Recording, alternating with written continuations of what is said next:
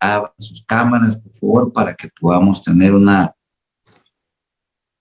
sesión siempre en la medida de las posibilidades, con la intención de poder siempre vernos, poder hacer más amena esta sesión de trabajo.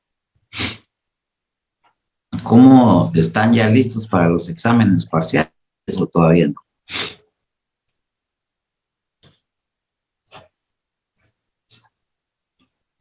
Más o menos, dice él. Tal vez yo de que sí. El lunes empiezan, ¿verdad? Sí, que el lunes empiezan. Sí, el lunes empiezan.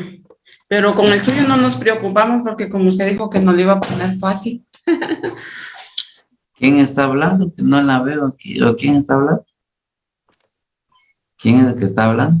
Yo, Lick. Ah, Lucita. ¿Cuándo no? ¿Cuándo no? Siempre abogando por los demás. Buena abogada. Ah, sí. Va que sí. Sí. Qué bueno. Margaret, buenas tardes. ¿Cómo le va? Bien, licenciado, muy bien, gracias. Qué bueno, pues me alegra mucho escucharlos. Floridalma. Bueno. Marielos, ahí tiene cuidado ahí, conforme va manejando, tenga cuidado, no vaya a estar viendo su cámara, mejor mire bien su camino, la necesitamos buena. ¿Veo? Va, con cuidado, pues. ¿Quiénes más están ahí a la vista para saludarlos? A Luis, a Eric, a Carlos, a Maynor, a Lilian, Carlos ¿Qué tal, Jiménez, licenciado? Marielos, Víctor Vázquez, Buenas Jorge noches, buenas Morales, tardes, licenciado. Dayana, María Mercedes, Jesús Rojas, iPhone de Dora. Mucho gusto de saludarlos a todos, pues. Bien. A Marlene y a mi amigo José Daniel López. Un saludo cordial desde aquí de mi parte para todos y cada uno de ustedes. Muy bien.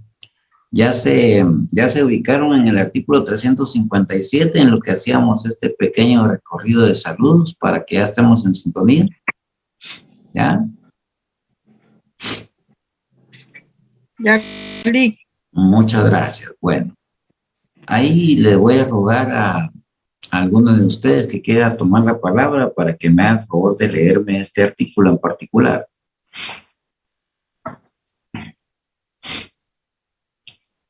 Licenciado, buenas tardes, ¿le puedo leer? Buenas tardes. Sí, por favor. Gracias, Víctor. Gracias. Artículo 357. Prestigio comercial. Quien imputare falsamente a otro un hecho que le perjudicare en el crédito, confianza o prestigio que mereciere en sus actividades mercantiles, será sancionado con multa de 200 a 2,000 quetzales si el hecho no constituye otro delito más grave. Gracias. Muchas gracias. El día de hoy, en primer lugar, vamos a concluir básicamente con los delitos que atentan contra la economía, la industria y el comercio, y que tienen como puntos de tipo penal justamente el desprestigio comercial y la competencia desleal. Obviamente, pues vamos a trabajar estos 12 para terminar este apartado de los delitos que vimos en el día de la sesión pasada, que contempla también la quiebra e insolvencia punible. Pero no quisiera yo empezar esta clase sino saber si tienen alguna duda de la quiebra e insolvencia punible, algo que se haya quedado en el tintero y que por razones de tiempo no lo pudimos despejar en la clase anterior. No sé si tienen alguna duda, alguna pregunta particularmente con estos puntos. Sí, licenciado, buenas tardes. Perdone, ¿cuál es el grupo jurídico tutelado en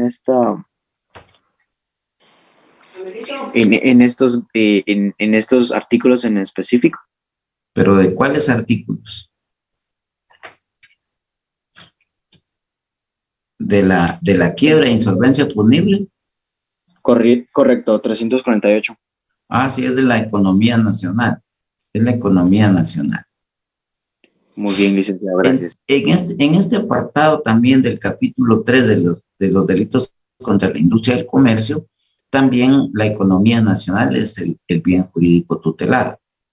Particularmente porque en el mundo del derecho mercantil, que es donde estamos ubicados ahorita, se establece una relación comercial entre particulares, entre personas individuales y entre personas jurídicas e individuales.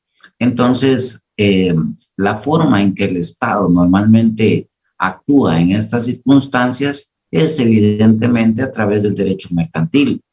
Y en ese sentido es justamente el derecho mercantil el que nos rige.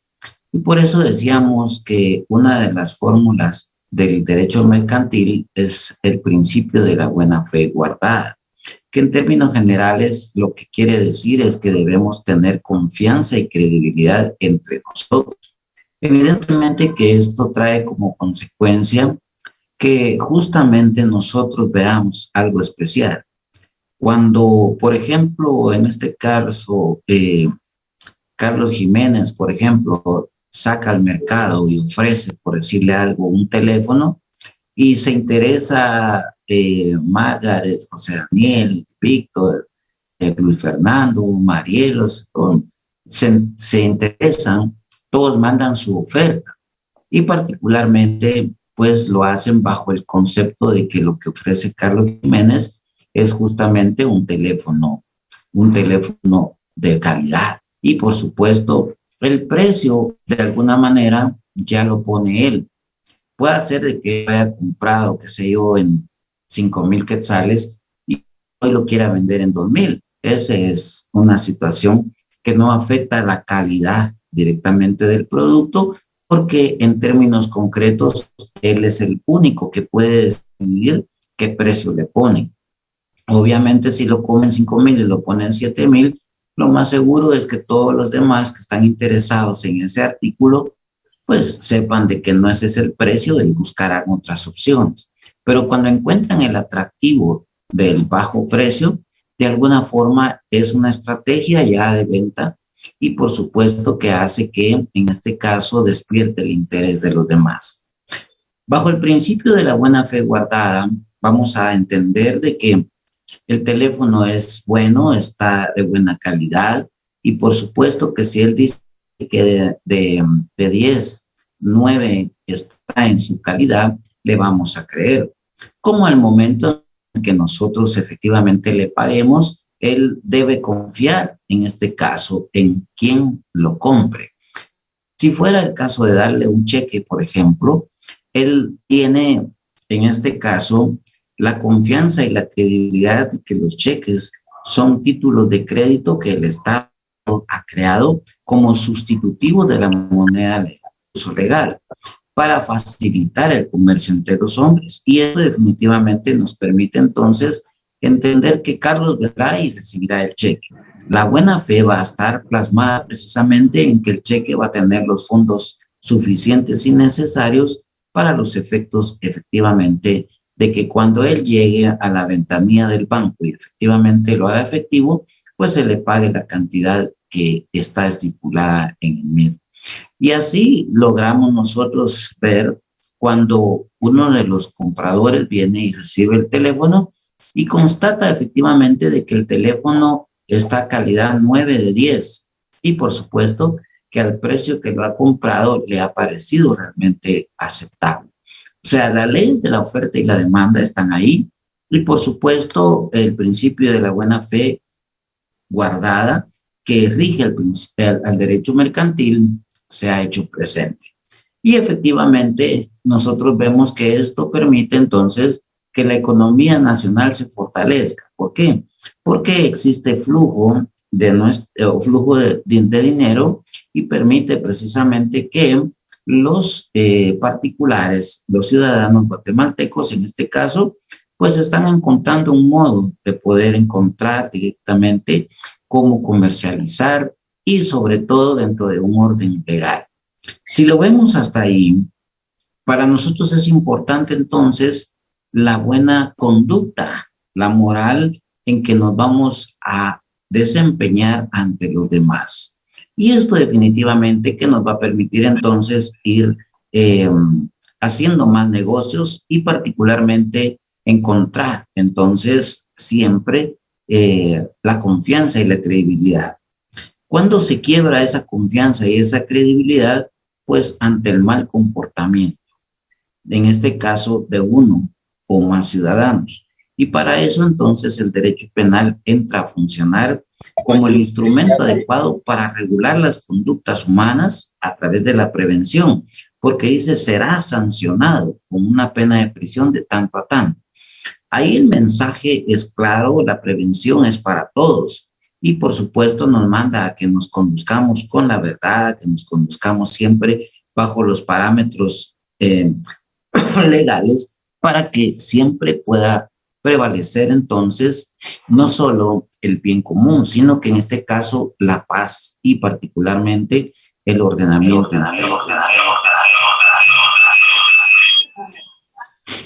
De viva cuenta entonces nosotros entendemos de que no existe ninguna situación que interrumpa el buen comercio entre nosotros. Luego aparece, obviamente, cuando se quebranta esa credibilidad, cuando existe directamente un mandamiento a la norma penal que no ha sido acatada. Y entonces se quebranta, obviamente, y se traduce directamente en un hecho criminal. Ante esa circunstancia, entonces, lo que se produce es un efecto directamente en la economía nacional. ¿Por qué razón? Porque a través precisamente de la quiebra, a través de esto se cae en insolvencia y por supuesto ante el incumplimiento de una obligación de pagar. Aquí encontramos entonces nosotros la justificación del por qué el Estado crea estos delitos protegiendo el bien jurídico tutelado que es la economía nacional. De esa cuenta también aparecen en el capítulo 3 los delitos contra la industria y el comercio, que particularmente analizaremos a través de la figura del 357 que aparece y que ha sido leído. Si nosotros observamos, en primer lugar, esta figura en términos generales dice, ¿quién? Eso significa entonces que el sujeto activo del delito puede ser cualquier persona. ¿Quién? Imputar. Imputar en todo caso significa entonces atribuir, en este caso a alguien, falsamente. Esto significa entonces que estamos faltando a la verdad. Dice, quien imputare falsamente a otro un hecho que le perjudique.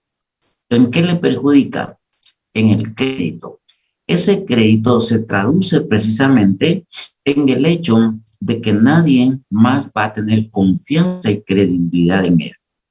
El crédito, desde el punto de vista del derecho mercantil, obviamente será que le denieguen a usted, en todo caso, un préstamo, que le denieguen a usted directamente en calidad de que no goza de la confianza, en este caso del sistema crediticio establecido dentro del ordenamiento jurídico. Por eso es que de alguna manera aparece dentro del sistema que muchas veces nos catalogan, nos clasifican como cliente A, cliente B, cliente C, y de alguna manera los que definitivamente ya se ha perdido la confianza. ¿En qué? En que sea solvente en sus compromisos de pago, en sus compromisos, en este caso, de cumplir con su acreedor. Ante esa circunstancia, entonces, dice que perjudique en el crédito, la confianza. En este sentido, entonces, ya no voy a poder yo confiar en quien me ha fallado. En otras palabras, el Estado le está diciendo a usted que se conduzca con la verdad, que se conduzca con ética, que se conduzca dentro del ordenamiento jurídico. ¿Para qué? Para que tengamos la confianza en usted. Cuando esa confianza se pierde, entonces es donde justamente nosotros vemos que el Estado, en términos concretos, está precisamente para protegerla o para resarcirla. Habla del prestigio y por supuesto esto implica entonces que alguien le va a dañar su crédito, su confianza o lo que usted tanto ha cuidado. es decir, conduciéndose con la ética, conduciéndose con la verdad, conduciéndose dentro del marco legal. Ese es el prestigio que usted labra. Y cuando el sujeto activo viene, en este caso, y quebranta su prestigio, realmente lo que está buscando es que usted, en términos generales, ya no sea una parte importante a los ojos de los demás, porque dice que le mereciera en sus actividades mercantiles. Efectivamente, aquí nosotros miramos entonces, hace un tiempo se habló, por ejemplo, de un caso muy peculiar, donde hubo una noticia, donde una persona, un trabajador de una empresa de aguas gaseosas embotelladas, se había caído dentro de un estanque y que ahí había permanecido durante más de 3 días, y no sé si al 8º día fue que lo encontraron. Y entonces llegaron las autoridades del Ministerio Público, del Ministerio de Salud, y encontraron el cadáver del trabajador, y que obviamente nadie se había dado cuenta. Esa fue la versión. Ahora, ¿hasta dónde fue cierta ese hecho? Obviamente aquí aparece entonces donde empieza a funcionar el dolo por parte del sujeto activo para imputar, en este caso a otro, un hecho que le va a perjudicar en el crédito, en la confianza o en el prestigio. En esa oportunidad se habló entonces de las 2 grandes empresas embotelladoras en Guatemala, cuyos productos son la Coca-Cola y la Pepsi-Cola, ¿ya? Y entonces se empezó a hablar directamente en este caso, de que era en uno de los tanques de almacenamiento de la empresa de aguas gaseosas Coca-Cola. Y por supuesto, quien se esparció esa noticia, pues fueron los personeros directamente de la empresa competente, que en este caso era la Pepsi-Cola. Posteriormente, si lo analizamos desde el punto de vista de que se dio ese hecho, pues de alguna manera podemos entender nosotros que la idea fundamental de esta empresa segunda lo que buscaba era desprestigiar comercialmente a esta otra empresa ante los ojos de quienes, de nosotros los consumidores. Finalmente se determinó que efectivamente había una persona fallecida, pero que no era dentro de un estanque de agua gaseosa, sino que de una colonia, etcétera. Pero vamos al hecho. 1. Imputación. Si la imputación hubiese realmente sido así, entonces la empresa Pepsi-Cola estaba utilizando una noticia falsa, atribuyéndole en este caso a la otra empresa de la competencia para que se mermara o se mancillara, en este caso, la confianza, el crédito o el prestigio ante los ojos de los demás. Entonces, ahí obviamente estaríamos hablando de un típico de desprestigio comercial. ¿Estamos claros ahí, estimados compañeros? ¿Cómo es que se trata directamente de sacar un beneficio, en este caso perjudicando a otro? ¿Ya? Yo veo poquitas cucharas ahora, ¿verdad? Bien, en este régimen de la comunidad primitiva... Sí, doctor. Ok, muy bien. Micrófonos, bueno, compañeros, por favor. Sí, licenciado, estamos claros, gracias. Es que lo que pasa es de que... Tienen que estar suaves. Yo les voy a decir algo, estimados compañeros. Creo que en primer lugar voy a tomar la medida que le había dicho al principio, que no lo quería hacer, pero que finalmente lo vamos a lograr. Le voy a pedir entonces a María Isabel que me apoye en ese sentido. Le voy a pasar el número de coanfitriona para que a partir directamente de esta clase sea usted la que maneje directamente ese tipo, para que se dé directamente ya no las interrupciones. En todo caso, yo considero que en primer lugar, si no van a poner atención, no le quiten a los que sí lo están haciendo. Aquí estoy tomando capturas de pantalla para los que efectivamente tienen abierto su micrófono, están interrumpiendo y ni se les vaya a ocurrir venir a pedir apoyo al final del curso, porque aquí tengo las pruebas de que lo que menos hacían era ponerse realmente en atención. De nada sirve que tengan su teléfono y estén ahí dentro de la transmisión si no es para realmente recibir la clase. Entonces le voy a rogar a la compañera María Isabel que a partir de esta clase pues sea la que nos apoye directamente en ese sentido. Con gusto. Muchas gracias, María Isabel. Bien, en ese orden entonces encontramos algo especial. Encontramos en concreto que existe el desprestigio comercial como una forma de atacarse entre las personas jurídicas, perjudicando evidentemente la economía nacional. Y por eso es que hay delitos que protegen la industria y el comercio como tal. Bien, ahora pasemos al siguiente, que es el artículo 358, que es la competencia desleal. Le voy a rogar a alguien que lo pueda leer, por favor. Competencia desleal. Buenas tardes, ¿le puedo leer? Sí, por favor, Víctor, gracias. Artículo 358. Competencia desleal. Reformado por el artículo 217 del decreto 57-2000 del Congreso de la República, Ley de Propiedad Industrial.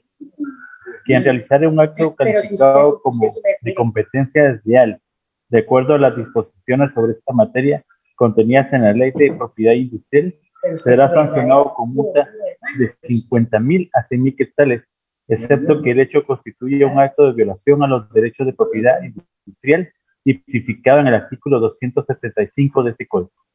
Muy bien, gracias. Fíjense que en primer lugar analicemos estos dos conceptos, cuando hablamos de competencia y cuando nos trasladamos a la desleal. En primer lugar, la competencia como tal es buena que exista, específicamente entre la prestación de los servicios o de un producto que realizan, en este caso, las personas jurídicas y que evidentemente están dentro del mundo de la industria y el comercio. Podríamos mencionar, por ejemplo, lo que para nosotros es, en este caso, la telefonía celular. Cuando, recordando un poco de eso, de esa situación, en su momento, las líneas de teléfono solamente eran competencia del Estado a través de Guatel y solamente se daban líneas, obviamente, para residencias. Esto era muy difícil muchas veces tener una línea 1 en su casa porque pues se trataba de una situación bastante compleja, había que tener alguna influencia política o mucho dinero para comprar, en este caso, la voluntad y que le dieran a uno una línea. Finalmente, pues empezó la idea de la telefonía celular. El Estado viene y vende, en este caso, Guatel, y con toda su infraestructura, se posiciona en el mercado para la prestación de un servicio de telefonía móvil, la empresa Comcel, y obviamente pues empieza a ofrecer sus servicios de telefonía móvil. Ellos imponen en términos generales el precio, ellos imponen las condiciones y a nosotros los consumidores no nos quedaba más que aceptarlo. Y dentro de ello específicamente el valor, el precio directamente de una llamada, que en ese entonces costaba 20 quetzales el minuto de llamada saliente. Pero lo peor de todo es que teníamos que aceptar las condiciones que ellos tenían para con nosotros, aun cuando fueran perjudiciales. Por ejemplo, cobraban la llamada entrante, tanto al que la hacía como, en este caso, a quien la recibía. Entonces, nosotros pagábamos prácticamente doble. Pagábamos la salida y pagábamos la entrada de cualquier llamada, 20 quetzales el minuto. Entonces, era una situación en la que no existía ningún beneficio específicamente para el consumidor final. Había que pagar y punto. La falta de competencia hacía entonces prácticamente una especie de monopolio de la prestación de este servicio. Pero finalmente entra a funcionar, en este caso, la empresa Claro, y entonces ofrece que para los efectos dejará de cobrar las llamadas entrantes. Entonces se benefició en términos generales el consumidor final, porque entonces Comcel también se vio obligada a quitar ese cobro, en primer lugar. Entonces la competencia como tal es buena, porque al final de cuentas ayuda a que exista un flujo económico que se robustezca la economía nacional, porque finalmente favorece al consumidor final, que somos nosotros, Juan Pueblo.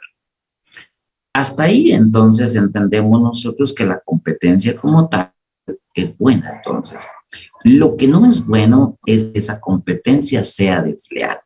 No tengo carga.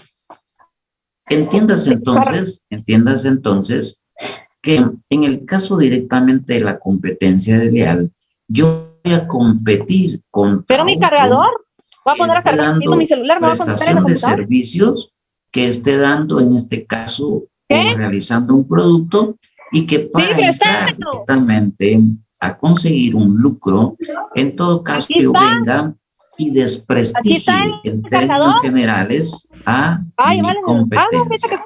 ¿Ya? Pásame mi copa. Dice, quien realizare un acto calificado como de competencia desleal de acuerdo con las disposiciones sobre esta materia contenidas en la Ley de Propiedad Industrial. O sea, en este sentido, entonces, vean, con el aparecimiento, por ejemplo, de Pollo Campero, bueno, vamos a poner nombres haciendo la publicidad.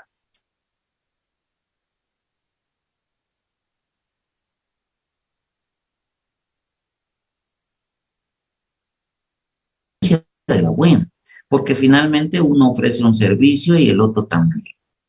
El asunto sería si apareciera, por ejemplo, en este caso, una empresa que ofreciera el mismo servicio, por ejemplo, pero atribuyéndole directamente situaciones que menoscaben la calidad, por ejemplo. Ustedes han visto muchas veces de que aparecen en algunos posts dentro del Face, donde dice, compré un pollo campero y al abrir el pollo encontré que tenía gusanos.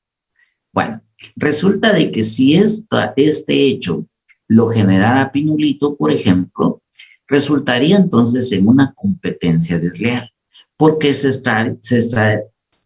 estaría tratando de competir con la otra empresa, en este caso desprestigiándolo, pero particularmente atacando parte de lo que no debe hacerse, ganar clientes a base de hablar mal del otro. Entonces, en términos generales, la competencia es buena, pero la competencia desleal, desprestigiando o, en este caso, haciendo perder la credibilidad en el otro a cambio de conseguir para nosotros un beneficio, estaría entrando dentro de la competencia desleal.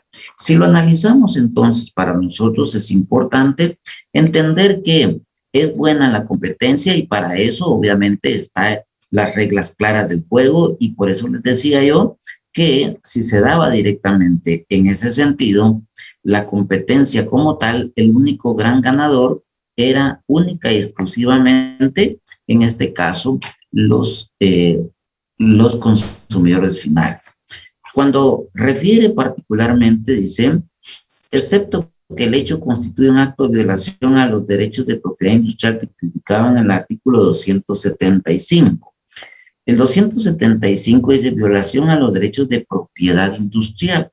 Sin perjuicio de las responsabilidades civiles correspondientes, será sancionado con prisión de 1 a 6 años y multa de 50,000 a 750,000 quetzales quien sin el consentimiento del titular de los derechos realice cualquiera de las siguientes acciones: introduzca al comercio, venda, ofrezca, venda o almacene o distribuir productos de servicios protegidos por un signo distintivo registrado que falsifique dichos signos.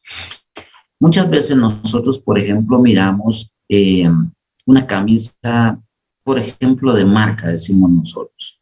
En este caso, la marca, en términos generales, conlleva todo un proceso. En primer lugar, la creatividad, el genio de quien realiza la marca, el dibujo, el diseño. Luego, y eso implica entonces que si una empresa viene y encarga, paga para que hagan ese logo, por ejemplo, evidentemente ya está invirtiendo. Luego, si ese logo se registra, por ejemplo, en el registro de derecho de la propiedad, evidentemente que ya está dándose, en este caso, otro gasto en particular. Bueno, el asunto es que nosotros vemos que aparece, por ejemplo, vamos a hablar, por ejemplo, de esas camisas de la Lacoste, por ejemplo, donde aparece el lagartijo ahí con una cabecita por un lado. Obviamente esta empresa de marca francesa, lo que hace o lo que hizo para llegar hasta acá, en primer lugar fue pagarle a su diseñador, registrar su logo, luego invertir en esa marca para que todo el mundo creyera en ellos y luego utilizar realmente productos de buena calidad. En el entendido, por ejemplo, de que si es ropa, por ejemplo, utilizará tela de buena calidad. Bueno, todo eso implicó entonces un trabajo y evidentemente eso significará que cada vez que nosotros entremos a una tienda Lacoste, por ejemplo, podamos encontrar que una camisa, oigan, en el estilo que ha creado Lacoste,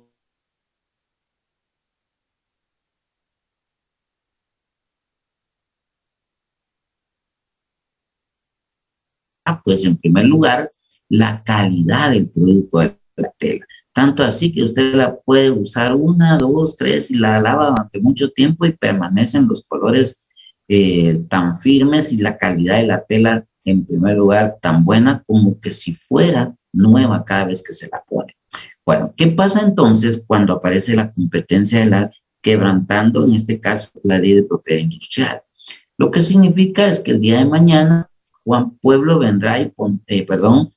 vendrá y pondrá una maquila ya para hacer ese tipo de camisas en la misma forma, solo que hasta el muñequito le cambia, por ejemplo. O sea, el Lacoste tiene, digamos, el cuello del lagarto puesto para un lado, el otro lo que hace es que la mueve para el otro, y entonces hace el mismo dibujito, obviamente utiliza tela de otra calidad, y claro, las pone al mercado con el mismo diseño y la misma forma.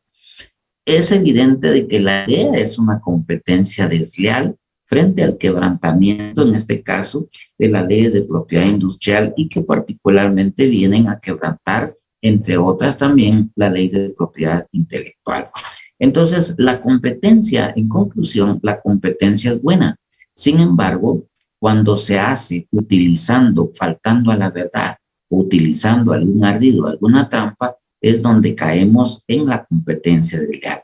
¿Qué es lo que pasa entonces? ¿Y por qué dirán algunos? Bueno, es que algunos tendrán para comprar una camisa de marca y otros no.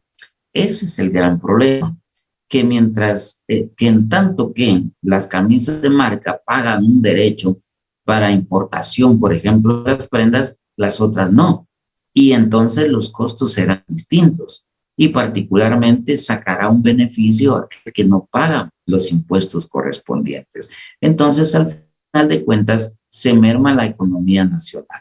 Y por supuesto, estas empresas que son multinacionales en un momento determinado, pues simplemente recogen sus cosas, en el peor de los casos, dejando sin trabajo muchas personas y ya no digamos en inversión para el propio país.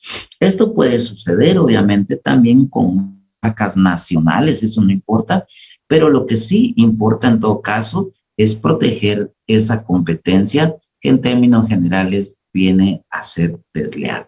Y por lo tanto, entonces el Estado lo que hace es protegerlo a través de la normación a la conducta de nosotros, para que no caigamos, en este caso, en competencia desleal. Fíjense cómo es interesante cuando aparece como un empresario, un visionario, un emprendedor, como le llaman ahora, viene y crea, por ejemplo, la fórmula del pollo pinulito. Vamos a hablar concretamente de esto. Para nosotros, pues, ¿quién no sabe que Pollo Campero, pues, es una empresa nacional y que es sabroso el pollo? Pues, o sea, ¿quién no nos gusta el pollo? Incluso cuando viajamos al extranjero llevamos pollito para la familia porque siempre están añorando. Y luego, pues, obviamente, ahora incluso ya está prohibieron que uno llevara el pollo en cajitas, sino que ahora ya hay bolsas herméticas porque despertaba un olor dentro del avión que no solo despertaba el hambre, sino que después dejaba el ambiente prácticamente como olor a pollo. Y todo el mundo decía, ese es de Guatemala, pues, ¿por qué va a su cajita de pollo campero? Bueno, para nadie es un secreto que comer pollo campero es rico, por lo menos a mí me gusta. Y así, evidentemente, a todos, creo yo. Pero miren cómo nace después la idea de este empresario guatemalteco en crear la marca Pinulito. Obviamente, él crea su propia fórmula. Y claro, la fórmula de pollo campero la tiene también guardada este señor Gutiérrez, que al final de cuentas nadie sabe el secreto. Y por supuesto que el que crea el Pinulito, algo se le imaginó. Y no es lo mismo, por supuesto que no es lo mismo. Pero ¿qué viene a hacer él? A crear el pollo empanizado, que no es un secreto ni es propiedad de nadie. O sea, el pollo empanizado es para todos. Y luego, ¿qué es lo que pasa? Que en este caso resulta de que él viene y le da un ingrediente propio, ¿ya? El ingrediente propio no es el empanizado, sino en primer lugar a veces las piezas de pollo más grandes. Mientras que en el pollo campero utilizan pollo de 3 libras, por ejemplo, y obviamente es un pollo en el que es relativamente pequeño, el otro empieza a importar el pollo Tyson y le pone, o sea, entre un cuadril, entre una pierna de pollo campero y una de pollo Tyson, pues obviamente la de pollo Tyson era más grandotota. Y un poquito empanizado y uno con hambrita y en su par de tortillas, pues pasaba el pollo Pinulito. Miren cómo empieza a crear competencia. No estoy hablando de competencia de competencia.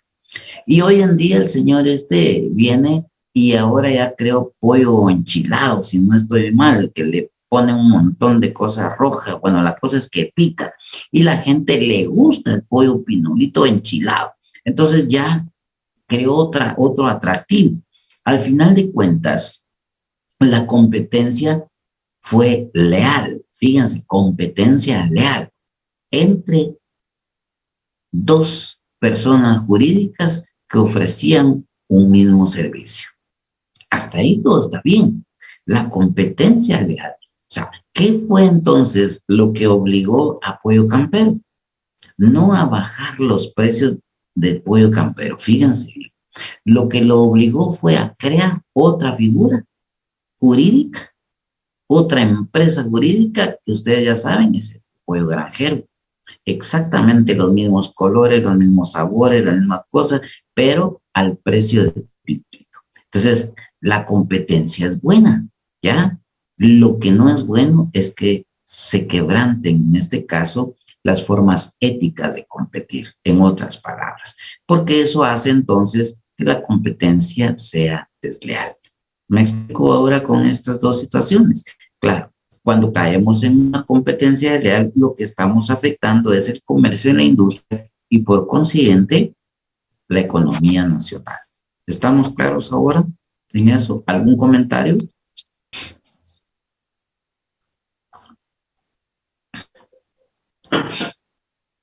Bien, si todo está claro, por lo menos eso es lo que me hacen entender con ese silencio sepulcral que tienen ustedes ahí, pues al final de cuentas les pido entonces que pasemos al capítulo 4, que es los delitos contra el régimen tributario. Aquí vamos a encontrar en el 358A el primero, que es la defraudación tributaria.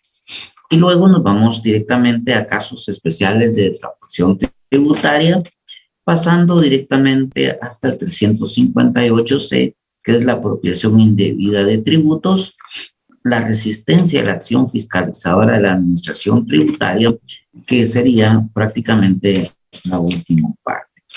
Entiendo entonces que en primer lugar aquí estaríamos hablando de 1, 2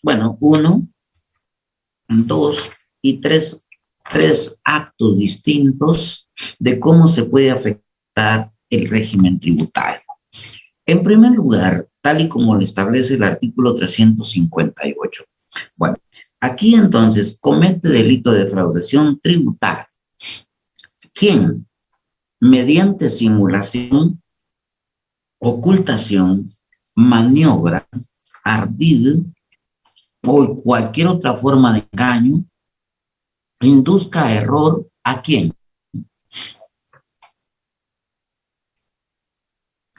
¿A quién induce a error? A la administración tributaria.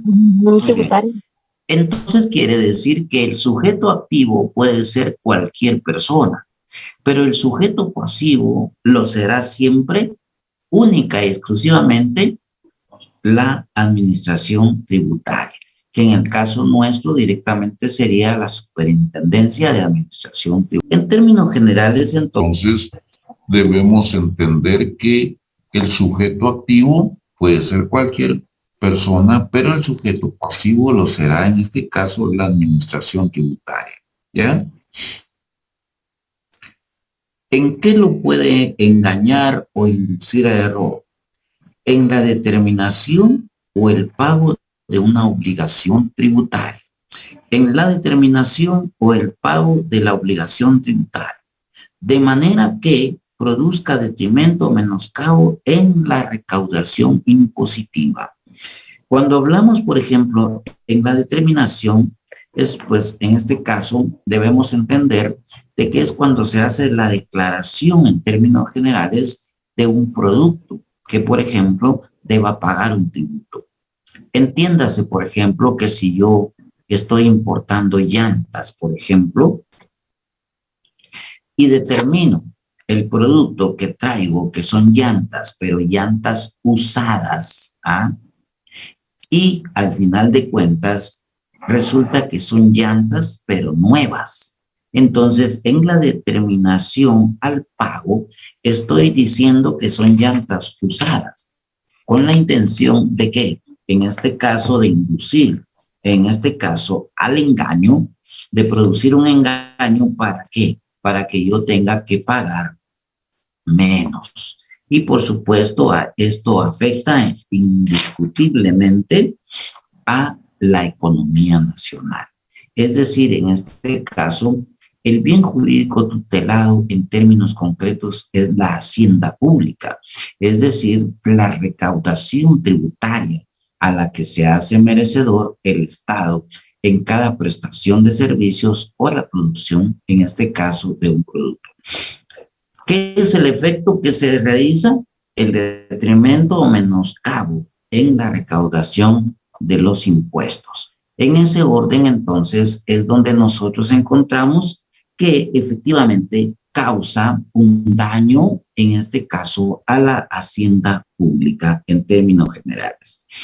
Dice, el responsable de este delito será sancionado con prisión de 1 a 6 años, que graduará el juez con relación a la gravedad del caso, y una multa equivalente al impuesto omitido. En todo caso, aquí entiendo yo que además de la sanción penal, también existe en todo caso la obligatoriedad de pagar el impuesto que se omitió en su totalidad. Si el delito fuere cometido por persona extranjera, se le impondrá, además de las penas a que se refiere el hecho, hubiere hecho acreedora, la pena de la expulsión del territorio nacional, que se dará inmediatamente de que haya cumplido aquellas. Recordémonos de que en términos concretos hay una pena principal, que es la pena de prisión, y una pena accesoria, que en este caso sería la expulsión del territorio nacional de la persona que ha cometido este delito. A esto refiere directamente ese reparo. Bueno, luego aparece en el 358b casos especiales de defraudación tributaria, es decir, las diferentes formas en que se puede producir una defraudación tributaria. En este caso, quien utilice mercancías, objetos o productos beneficiados por exenciones o franquicias para fines distintos de los establecidos en la ley que conceda la exención o franquicia, sin haber cubierto los impuestos que serían aplicables a las mercancías, objetos o productos beneficiados. Aquí entonces, la idea fundamental es que el sujeto activo, en términos generales, lo que hace es utilizar, en este caso, una exención o franquicia, cuando en realidad el producto a que se le aplique no observa tal exención, sino que en todo caso se aprovecha de tales circunstancias para poder omitir, en este caso, el pago correspondiente. Quien comercialice clandestinamente mercancías evadiendo el control fiscal o el pago de tributos. Aquí fíjense que puede pasar algo interesante. Cuando decimos quien comercialice clandestinamente, nos da la idea de que es como cuando de México traen las mercancías para Guatemala, que podría ser que las traigan ocultas. Esa sería una primera idea de que nosotros pensemos cuando dice clandestinamente. Pero nuestra ley también prevé una circunstancia especial. Dice, se entiende que actúa en forma clandestina, primero, quien teniendo o no establecimiento abierto al público, ejerce actividades comerciales y no tenga patente de comercio. Los famosos puestos que hay en casi todos lados donde venden productos mexicanos, ¿ya? Si ustedes se dan cuenta, uno va al mercado, va en una calle y ahí incluso, miren, hasta enfrente del Ministerio Público en Gerona, en la zona 1, ahí se pone una señora con un carrito, le abre el baúl y saca todos sus productos mexicanos ahí, y los mismos fiscales le van a comprar ahí que leche, que le va a comprar pañales, que le va a comprar Nesquik y toda la variedad de productos que venden. O sea, no importa en este caso si es un negocio formal, en este caso que ya esté abierto al público y que no tenga patente de comercio. Entonces, son dos cosas diferentes, ¿me entienden? Para poder entender el concepto de la clandestinidad. Dos, dice, o teniendo no lleve los libros de contabilidad que requieren el Código de Comercio. Quiere decir entonces que puede darse entonces que un establecimiento comercial que sí esté legalmente abierto, además de los productos que venda, también tenga estos productos que no pagan impuestos y que en todo caso, por supuesto, tampoco lleven su propia contabilidad. Entonces, esta es una segunda modalidad de un caso de defraudación tributaria. El tercero dice, quien falsifique, adultere o destruya sellos, marchamos, precintos u otros medios de control tributario. Aquí entonces puede suceder de que se entre directamente por la vía legal, particularmente se paguen los impuestos, en todo caso del producto que se traen, pero sean falsos. Quien falsifique, adultere, en este caso, adulterar sería en todo caso cambiar la versión de un marchamo, por ejemplo, que ya ha sido revisado y que en este caso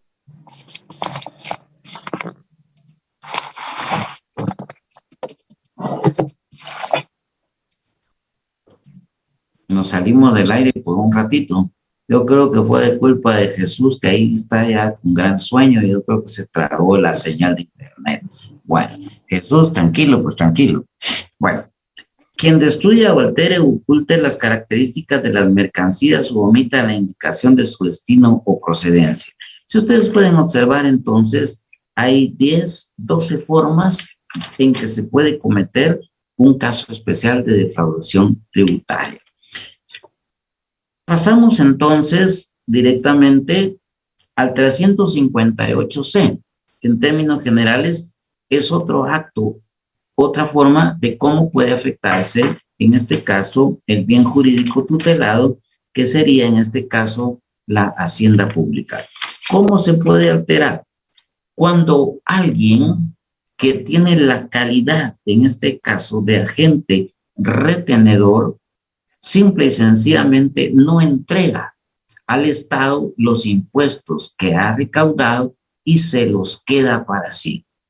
Nosotros, los notarios, por ejemplo, tenemos la obligación de pagar los impuestos, por ejemplo, cuando fraccionamos una escritura pública o, en este caso, cuando se debe pagar un impuesto, por ejemplo, al registro de la propiedad y nos dan a nosotros actuamos en calidad de agentes, en este caso, retenedores, cuando recibimos del cliente el dinero para pagar los impuestos y lo que hacemos es no pagarlo, sino que simplemente nos lo quedamos. Entonces, para nosotros los notarios existiría un delito de apropiación indebida de tributos. ¿Por qué razón? Porque es un dinero que no es nuestro, es del Estado. Entonces, había una fórmula directamente, en este caso, de cometer este delito, ya sea porque sea en forma total o parcial. En este caso, los impuestos percibidos o retenidos después de haber transcurrido el plazo establecido por las leyes tributarias. En el caso nuestro, por ejemplo, son 15 días para hacer el respectivo pago del impuesto y si no lo hacemos, entonces estaríamos cometiendo tal delito. Si el delito fuera cometido por directores, gerentes, administradores, funcionarios, empleados o representantes legales de una persona jurídica, en beneficio de esta, además de la sanción aplicable a los responsables, se impondrá a la persona jurídica una multa equivalente al monto del impuesto no enterado y se le apercibirá de que en caso de reincidencia se ordenará cancelación de la patente de comercio en forma definitiva. Si el delito fuere cometido por persona extranjera, se le impondrá además de las penas que se hubiere hecho acreedor a la pena de expulsión del territorio nacional. Aquí se repite entonces la fórmula de la expulsión del exterior. Bueno, hasta aquí entonces tendríamos un segundo acto de cómo se afecta también. Ahora, en el 358D aparece la otra forma en que se puede cometer este delito. La resistencia a la acción fiscalizadora de la administración tributaria.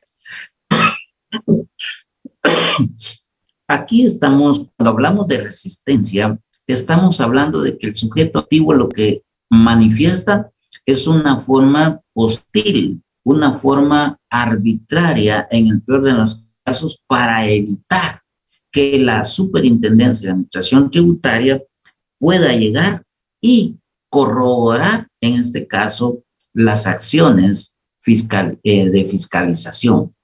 Dice, comete el delito de resistencia a la acción fiscalizadora de la administración tributaria, quien después de haber sido requerido por dicha administración, con intervención del juez competente, impida las actuaciones y diligencias necesarias para la fiscalización y determinación de su obligación. Se niega a proporcionar libros, registros u otros documentos contables necesarios para establecer la base imponible de los tributos o impida el acceso al sistema de cómputo en lo relativo al registro de operaciones contables. Entonces aquí la idea fundamental es que el obligado, que en todo caso está ante la administración tributaria para que le revisen esa carga impositiva que por X o Y razón la Superintendencia de Administración Tributaria ha considerado que no es la adecuada y entonces puede, en este caso, actuar para fiscalizar. Ojo, en el caso de nosotros, esto se produce particularmente por un cruce de información que recibe la Administración Tributaria. ¿Cómo? Si usted gasta más de lo que gana, por ejemplo, para la Administración Tributaria es inconcebible que usted venga, por ejemplo, y que declare que usted gana 10,000 quetzales al mes cuando usted está tributando 20,000, por ejemplo. Entonces dice, ¿cómo es posible que esta persona esté gastando más de lo que recibe? Entonces, la primera alerta que se enciende, en todo caso, está faltando entonces a la verdad en cuanto a lo que él está declarando, ¿ya? Y entonces la superintendencia lo que hace es actuar yendo hasta el lugar donde usted está para hacer, en este caso, un cotejo de lo que usted declara y de sus ingresos. Si usted se resiste y dice, no, yo no estoy dando permiso, en todo caso, después de haberse requerido por un juez, comete el delito a la resistencia a la acción fiscalizadora. A nosotros los notarios nos quisieron hacer en un momento dado esa actividad.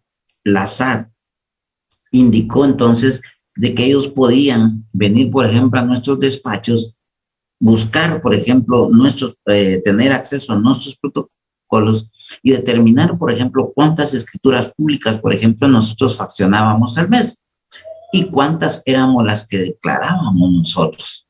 En todo caso, ellos decían, ustedes faccionan, por ejemplo, 300 escrituras al mes y declaran solo 100. En todo caso, ustedes están dejando de tributar en el sentido de 200 escrituras públicas. Entonces, la administración tributaria en un momento determinado quiso intervenir directamente en los despachos jurídicos para corroborar esa información. Ojo, en el caso nuestro, en primer lugar, sucedió algo especial. El protocolo solo puede ser fiscalizado y revisado por un juez competente, ¿ya? En todo caso, ¿ya? Cuando los agentes de la Superintendencia de Administración Tributaria quisieron arrogarse esa calidad, pues obviamente se plantearon amparos y toda la cuestión y finalmente se nos dio la razón. Entonces ahora es requerido a través de un juez, en este caso, pues el requerimiento como tal. Entonces esa ya es una situación diferente, porque en todo caso no es lo mismo a que le toquen la puerta y cuando se sientan solos de la SAT y que de una quieran entrar directamente a su despacho y revisar. Entonces, esa es una situación bien importante que sucede.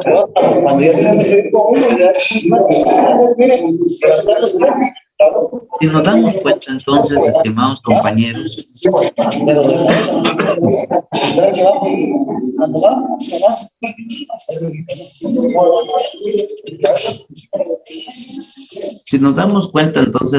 compañeros, realmente encontramos tres puntos en los que se pueden afectar precisamente nuestro actuar directamente en cuanto a la fiscalización tributaria. Déjenme decirles,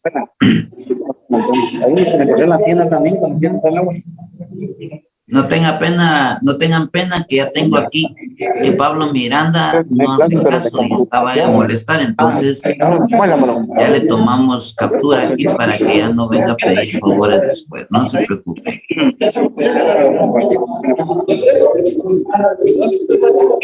Nos pasa bastante. Yo el Excel no. Lick, usted puede silenciarle el micrófono ahí si no estoy mal.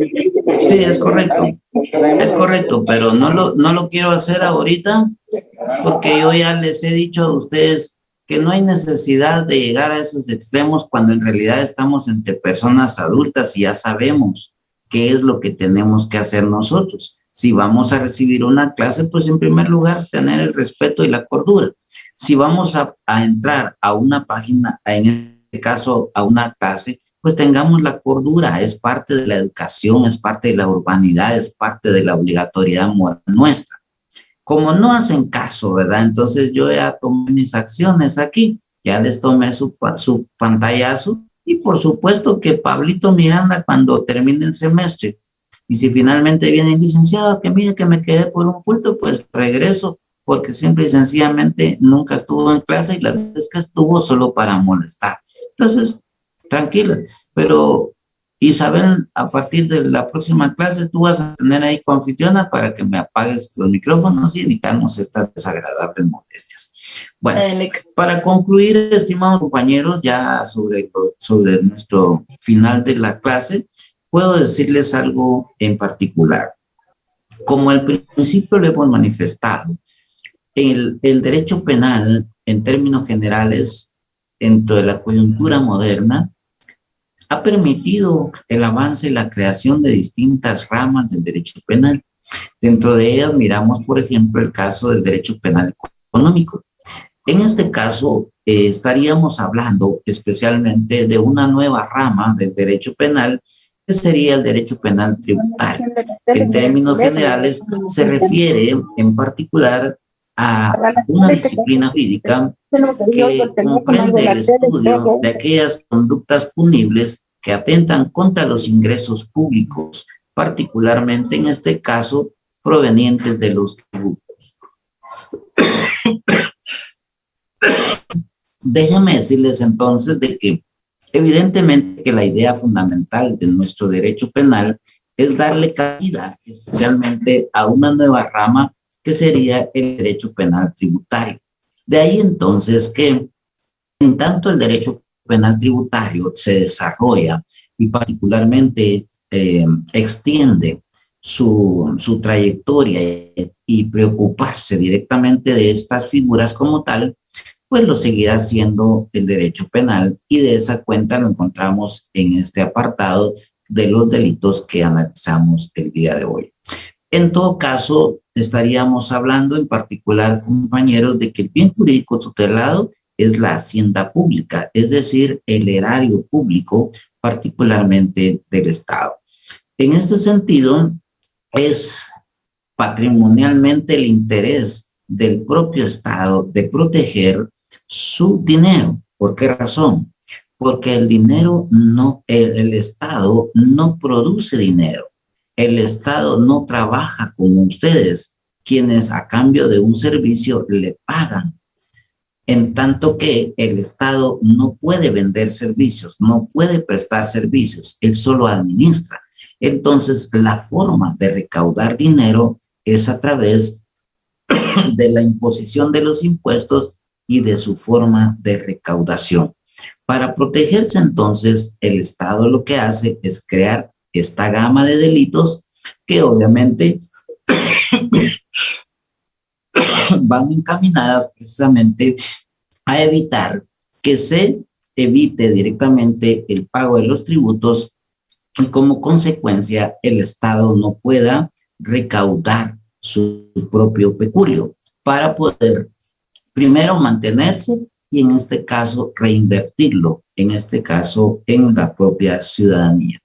De esa cuenta entonces es que hoy en día es el derecho penal el medio que encuentra para encontrar la forma coercitiva de evitar que malos ciudadanos dejen de cumplir con sus obligaciones tributarias. En términos generales, estimados compañeros, esta es precisamente la función de estos tipos penales que hemos analizado el día de hoy. Con esto me despido, estimados compañeros, no sin antes darles a ustedes el uso de la palabra por si lo desean. Licenciada, muy buenas noches. Buenas noches, una consulta. Uh-huh.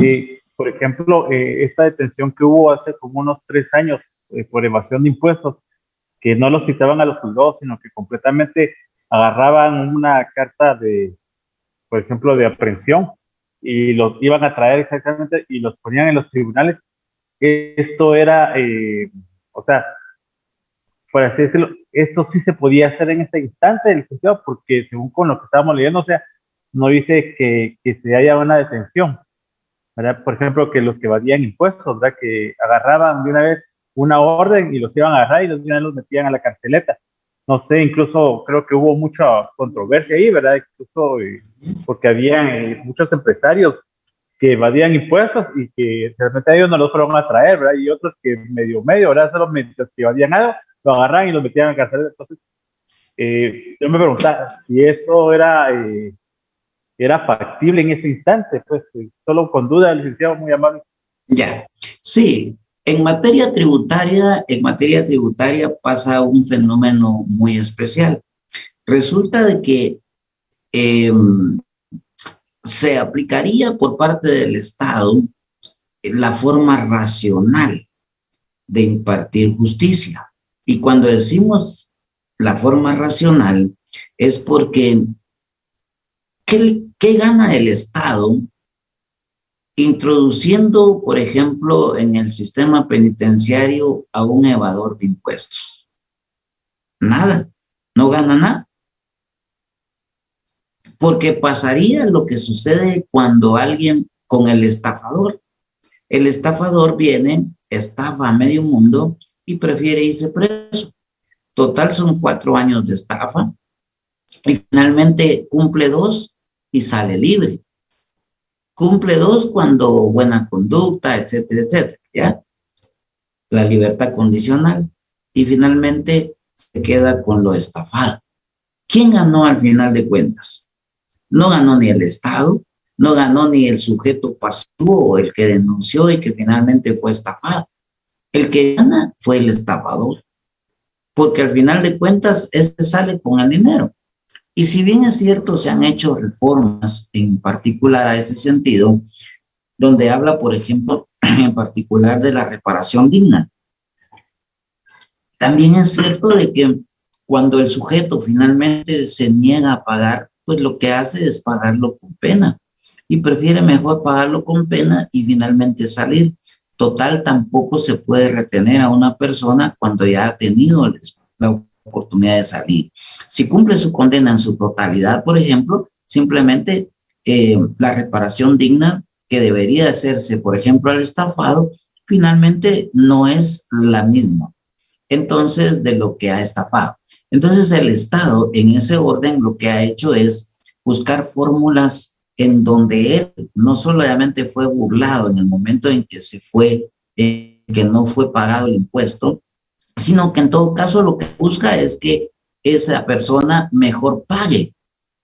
Entonces, finalmente han habido reformas en donde la intención es que el que ha cometido estos delitos, pues a cambio de no ir a prisión, pague lo defraudado, ¿ya? Y entonces el Estado finalmente se cobra lo defraudado y por eso, si ustedes se recordarán, la multa que le impone es al valor de lo defraudado, o sea que prácticamente cobra el impuesto que dejó de ser pagado en su momento más lo evadido con una multa. O sea, al final de cuentas, el Estado termina ganando porque termina en todo caso perdonando la prisión, pero imponiendo una doble, en este caso, sanción, que no le podemos llamar doble sanción, sino que en todo caso sería prácticamente como una especie de resarcimiento para el propio Estado. Entonces, al final de cuentas, sí, en ese momento observamos que si hay gente que ha defraudado, pues le permite al Estado encontrar. Aparte de eso, acuérdense de que han habido reformas a nuestro Código Procesal Penal. De hecho, aparecen las famosas medidas desjudicializadoras, que en todo caso aparece como el criterio de oportunidad, ¿verdad? Hoy en día incluso aparecen otras fórmulas como la ley de aceptación de cargos, en donde el sujeto dice, sí, yo cometí el delito de defraudación tributaria, me arrepiento y ya, ¿verdad? En todo caso, acepto lo que el Ministerio Público me está imputando, ¿ya? Entonces, como la pena lo permite y la ley lo permite, entonces se le exonera en el caso, si es en la primera declaración o antes de la etapa intermedia, el 50% de la pena. Entonces, imagínense que si va a cumplir una pena, qué sé yo, de 4 años, le quedan 2. Y en todo caso, resarce el delito en términos generales pagando una pena correspondiente a lo defraudado. O sea, se vuelve otra vez la fórmula matemática para los efectos de, y entonces prácticamente la persona jamás va a prisión, pero sí cumple directamente con el pago de lo defraudado. En todo caso, si ustedes observan, por ejemplo, en las figuras en términos generales, dice, el responsable de este delito, por ejemplo, en el caso de la defraudación tributaria genérica, el responsable de este delito será sancionado con prisión de 1 a 6 años. Imagínense que la mitad, el 50% serían 3 años. Y si en todo caso él acepta los cargos, entonces automáticamente él termina prácticamente siendo beneficiado porque no va a ir a prisión. Pero en todo caso dice, sí deberá cumplir con el pago de lo defraudado. En este caso, de conformidad con lo que establece la misma ley. Entonces, si lo analizamos, al final de cuentas, sí la persona recibe prácticamente un beneficio de no ir a prisión, que era la inquietud que planteaba Víctor. ¿Ya? Bueno, ¿alguien más que tenga alguna duda? ¿Alguien que quiere hacer un comentario? Sí, ¿Sí? buenas Dime. noches. Buenas noches. Solo con una consulta. Licenciado, ¿se puede dar el caso de defraudación tributaria al momento de que un abogado de igual forma engañe a la ley? Sí, sí, porque acuérdense que la defraudación tributaria dice aquí, comete delito de defraudación tributaria, ¿quién? Mediante simulación, ocultación o manejo artil o cualquier otra forma de engaño induzca error a la administración tributaria. En este caso, por ejemplo, si el notario viene, por ejemplo, y omite, en este caso, o bien simule o oculta, pues comete el delito como tal. Finalmente, pues, aparece la fórmula mágica aquí de cómo, en todo caso, no puede ir a prisión. Lo que el Estado, en otras palabras, está viendo es cómo la persona, miren, el mandato a la conducta del hombre es no dejar de tributar, ¿ya? Esa es la orden. En el artículo 123, la orden es no matarás, ¿ya? En el 248, no hurtarás. En el 251, no robarás. En el 161, no calumniarás, no injuriarás. Entonces aquí el mandato es no dejar de tributar, ¿verdad? Porque si lo haces, entonces se impondrá una sanción. Claro, en materia tributaria y tal y como lo vimos, salidas alternativas. En el caso de los homicidios, no, pues porque en este caso, digamos, usted mató y va, entonces lo vamos a perdonar, pero prometa que no lo va a hacer, no se podría. Entonces hay en algunos delitos donde sí se permite esta fórmula y en otros no, ¿ya? En el caso directamente del homicidio, que tiene una pena contemplada de 15 a 40 años, obviamente la persona pues no puede ser perdonada en este caso, a menos que exista una causa de justificación o una causa de inhabilidad, por ejemplo, en el caso, digamos, de un menor de edad, o en el caso directamente de alguien que mate a otro por legítima defensa. Entonces ahí hay otras fórmulas de exonerar la responsabilidad, pero no propiamente porque el Estado perdone, ¿ya? Exactamente porque usted mató a otro y diga, no, miren, la próxima vez no lo mato. Animó, si ya está muerto, ¿cómo lo va a matar? ¿Va? Entonces no se puede. En casos muy especiales, el Estado permite estas fórmulas por mera política criminal. ¿Entiendes? ¿Ya? Ok. ¿Alguien más, compañero? Licenciado, ¿y este artículo se relacionaría con usurpación?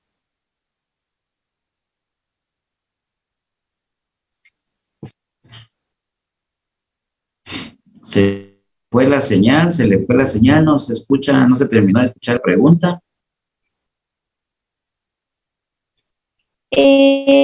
Perdón, le decía que si este artículo también se podría relacionar con usurpación de...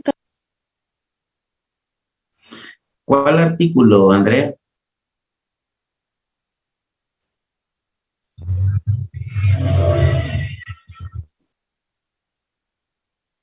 ¿Cuál artículo?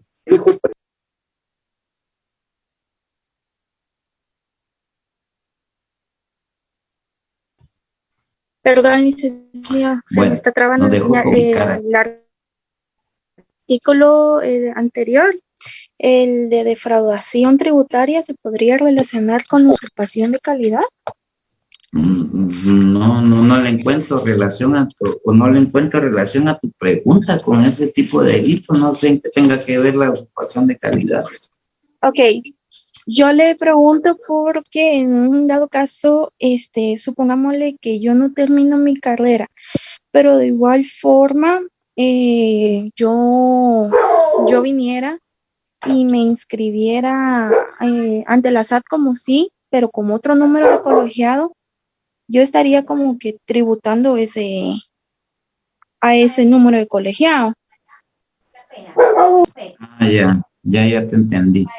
Prácticamente como que tú estás usurpando la calidad de de algún notario, de algún profesional, sí puede darse definitivamente, ¿verdad? Y en todo caso, pues había una pluralidad de delitos, en este caso a través de un concurso de delitos. En todo caso, el concurso ideal, porque un delito sería medio necesario para cometer el otro.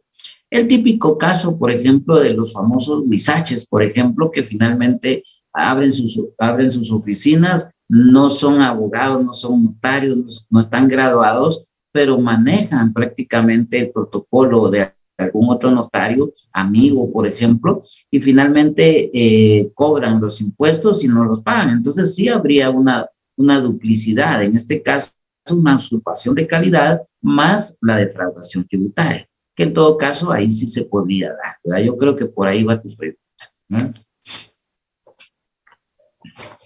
Bien, licenciado, sí, esa era mi duda. Perdone, y la última duda, pongámosle, hay artículos, yo estuve leyendo artículos y a nosotros, bueno, a mí, en mi persona, a mí me han enseñado solo a disminuir una pena, pero yo he leído que en algunos artículos habla sobre aumentar una pena, pero no sé a qué relación. Bueno, mira lo relativo a la pluralidad de delitos que aparecen en el artículo 69, 70 y 71, el concurso real, ideal y el delito continuado. Ahí habla obviamente de la imposición de la pena. Cuando se hace a través de un concurso real, se impone evidentemente aumentar una tercera parte. Obviamente se impone en el caso del 69 a todos los delitos que se han cometido, empezando por el de mayor pena. Y luego en disminución, pero luego en el 70, cuando habla del concurso ideal, habla de que en este caso será aumentado en una tercera parte y así sucesivamente. Entonces, sí sería bueno repasar esa parte para poder entender la aplicación de la parte especial, que es la que estamos viendo, ¿verdad? Ok.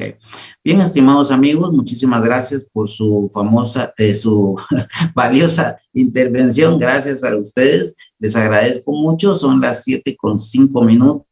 Ya nos pasamos a la otra clase. Los otros chicos ya están ahí reclamando y ustedes pues también con la intención de recibir la otra clase civil. Así es que muchísimas gracias. Buenas noches. Nos vemos en la próxima. Buenas noches.